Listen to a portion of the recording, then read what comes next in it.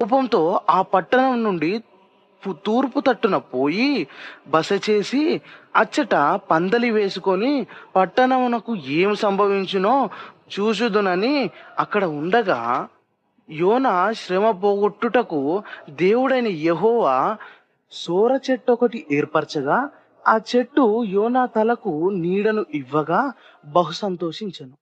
మరుసటి ఉదయమున ఒక పురుగు ఆ చెట్టును తొలచగా చెట్టు ఎండిపోగా, అప్పుడు యోనాకు ఎండదెబ్బ తగలగా దీనికన్నా చావు మేలు అనుకొనెను.